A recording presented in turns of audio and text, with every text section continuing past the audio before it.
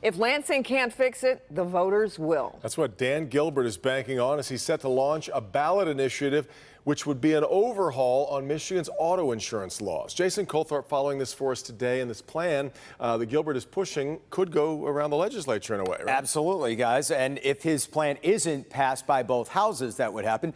Then it would go to the voters in 2020.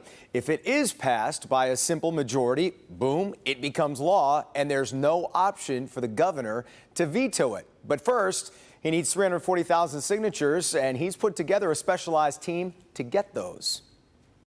Billionaire businessman Dan Gilbert has been ready to jump into the auto insurance fight for a couple of years, calling the no-fault law the single biggest obstacle in the way of retaining and attracting talent and growing Detroit's economy.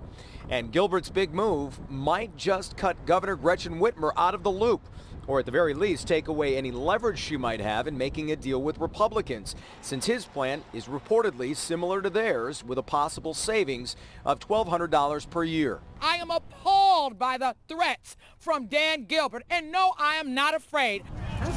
Several Democrats who announced their own Real Deal Insurance caucus today are furious. I am appalled that they would come into this process and utilize the money that they have gained from tax incentives, the money that they have gained from getting property for pennies on the dollar, to now work against Michigan citizens. We are not having it. We are not backing down. We are not afraid to speak truth to power. We demand equity. If we have the power to do what they did in California to ban the credit scores, why don't we do the right thing? We're in the moment. We have the opportunity, and let's seize it. But we can't leave people behind who have been discriminated against. When we start talking about this message of fairness and equity, I think it supersedes party lines, it supersedes economic lines, and it supersedes race. And that's what we need in leadership. And we are backing our governor up. She will not be backed into a corner and have to become a coward because of corporate interests.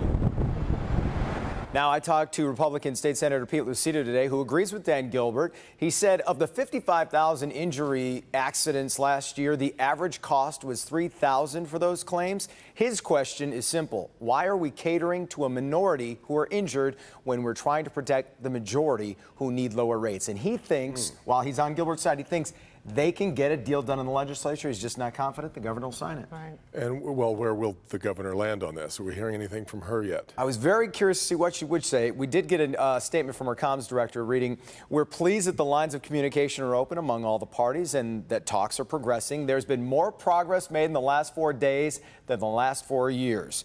Discussions are ongoing, and the governor remains committed to auto insurance reform that protects Michigan motorists and provides financial relief." But I think that line in there, a lot has been in the last 4 days and in the last 4 years. I don't think anybody would argue with that. Right. Yeah. Yeah. Okay. We'll see where we all end up. All right, Jason.